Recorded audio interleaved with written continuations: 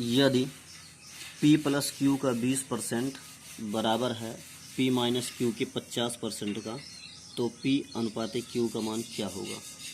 ठीक है, तो सबसे पहले हम P प्लस Q मल्टी 20/100, क्योंकि 1% इक्वल टू 1/100, तो 20% इक्वल टू 20/100। अब ये P माइनस Q मल्टी 50/100, ये 100 कैंसिल, तो 0 से 0 कैंसिल, ये हो जाएगा 2P मतलब 2P और प्लस 2Q बराबर 5P माइनस 5Q।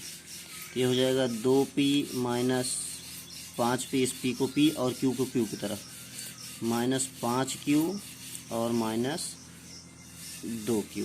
तो ये हो जाएगा 2P में से 5P जाएगा माइनस 3P, ठीक है ना, और ये हो जाएगा माइनस 7Q। तो माइनस माइनस कैंसिल, तो हो गया 3P बराबर 7Q। तो हमें निकालना है P रेशियो Q, तो Q को इधर कर देते हैं, P बटा Q बराबर 7/3 को उधर कर दीजिए, तो हो जाएगा P अनुपात Q बराबर 7/3। ये सही आंसर है। अब जैसे इसी में क्वेश्चन है, प्रश्न है हमारा A अनुपात B अनुपात C बराबर 2 अनुपात 3 अनुपात 4। क्या है,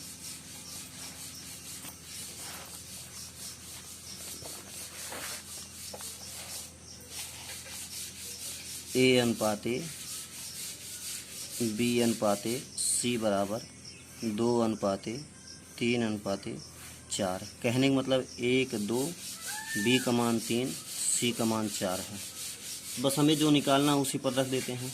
हमें निकालना कि ये बटा B मतलब 2/3 अनुपात B बटा C मतलब 3/4 बटा C बटा A का मतलब, C बटा A का मतलब है 4/2।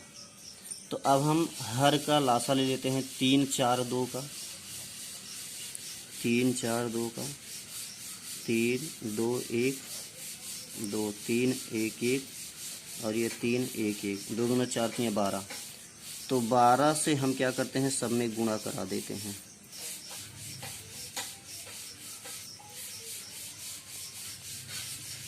ठीक, अब गुणा कराने के बाद 3 चौके 12 हुआ, 4 दूना 8 हो जाएगा, 4 3 12, 3 त्रिका 9 हो जाएगा, 2 दूना 4, 12 दूनी 24 हो जाएगा।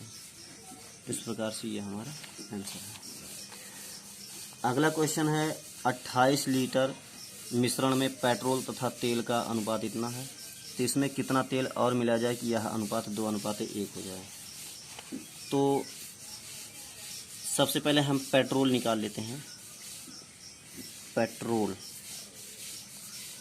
तो पेट्रोल का अनुपात जो है 5 है, 5/5 2 7 और गुणा ये 28।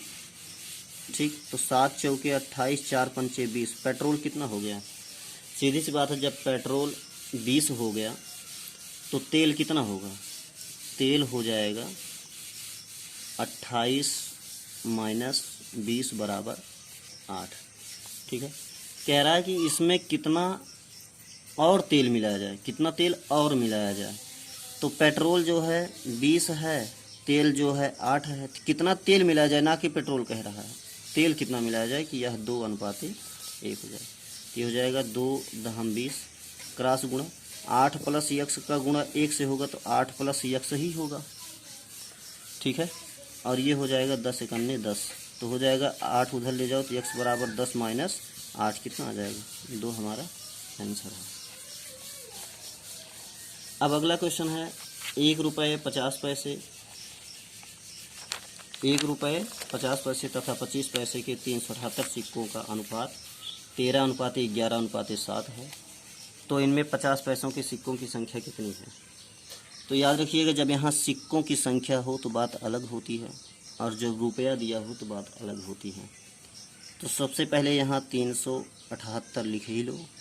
कितना है 13x गुणा लिख लेना प्लस 11x गुणा लिख लेना प्लस 7x गुणा लिख लेना।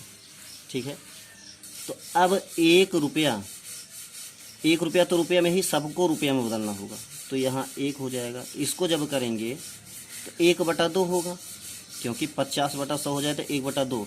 लेकिन जब यहाँ पे सिक्कों की संख्या हो तो उस 1/2 से नहीं बल्कि 2 से गुणा कराएंगे। और 25 में क्या 25/100 हो जाएगा। जब 25/100 होगा तो क्या बनेगा 25/100 का मतलब 1/4, और 1/4 का मतलब 4 से गुणा, तो हो जाएगा 13x 22x 28x 378। तो अब 28 और 22 50 हो जाएगा और ये 63 हो जाएगा। 63x बराबर 378। ठीक, तो 9 से काट दूँ, 9 × 63, 9 × 4 = 36, 9 × 2 = 18, 7 × 6 = 42। x बराबर कितना मिला हमें, x बराबर मिल गया 6। किसका पूछ रहा है 50 का। 50 के सिक्कों की संख्या कितनी है। ठीक है, 50 मतलब कि 11 वाला, क्योंकि ये पहला 1 वाला है, ये 11 है, तो 11x। ठीक है, तो 11 मतलब यहीं पर गुणा होगा इसी में पूरे में, तो 11x मतलब 11 × 6 66 हो गया, और गुणा 2 भी होगा ना, तो 2 × 6 = 12, 2 × 6 = 12, 1 × 13 132 हमारा सही आंसर है।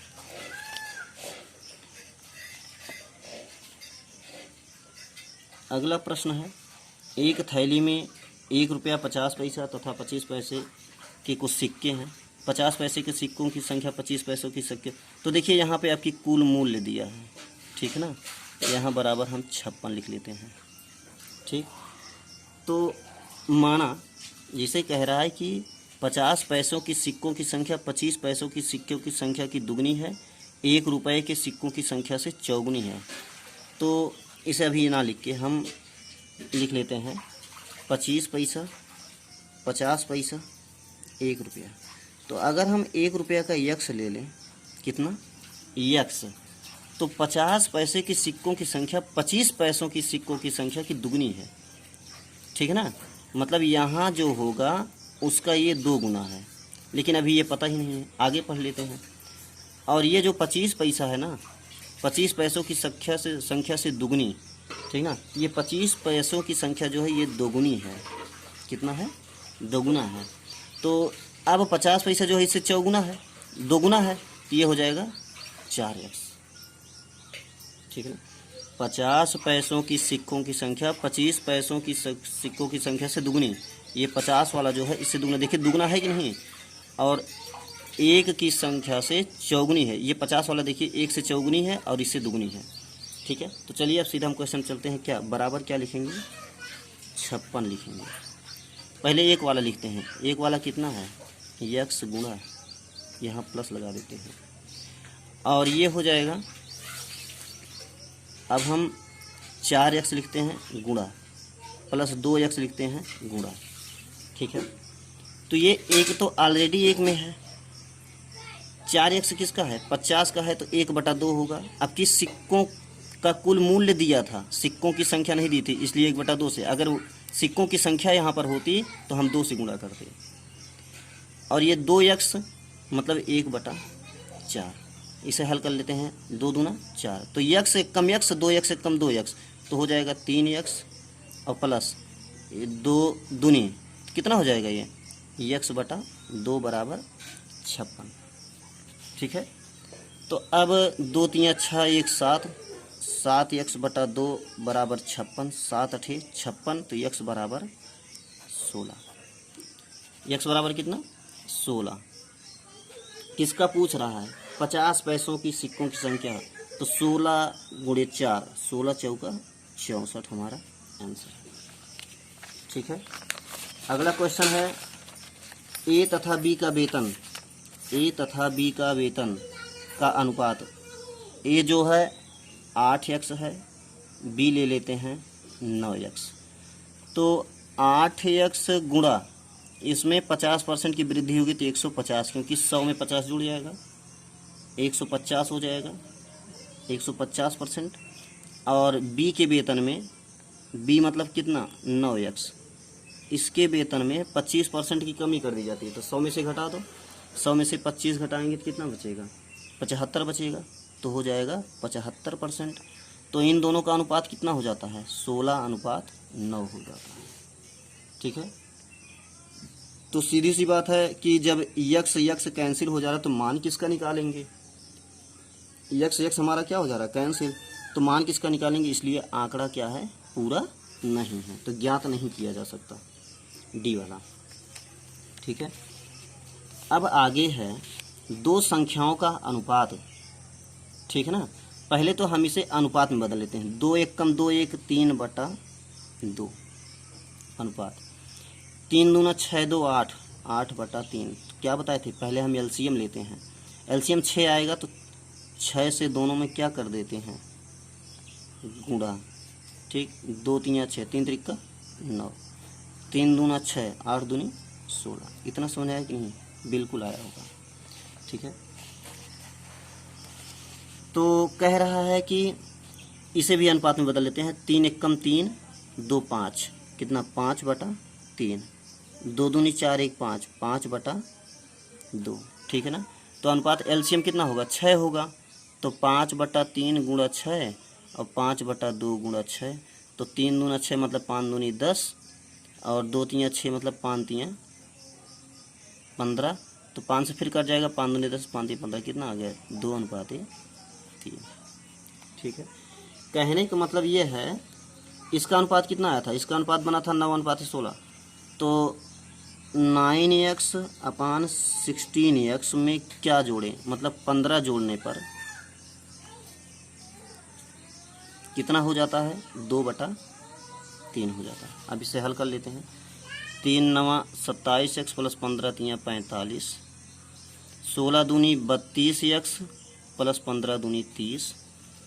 अब 27x - 32x बराबर 30 - 45, तो हो जाएगा -5x बराबर -15, तो x बराबर 15/5, कितना आ जाएगा, 3। x मान कितना है, 3। तो कुछ और पूछा, इनमें से बड़ी संख्या क्या है, इनमें से बड़ी संख्या क्या है, तो अगर 3 का 9 में गुणा कराएंगे कितना आएगा, 3 9 27, और 3 का 16 में गुणा करेंगे कितना होगा, 48। तो 27 और 48 में आप खुद बता सकते हैं कौन बड़ा है, तो बड़ी संख्या कितनी है, बड़ी संख्या है 48। ठीक है, तो समझ में आया होगा आपको।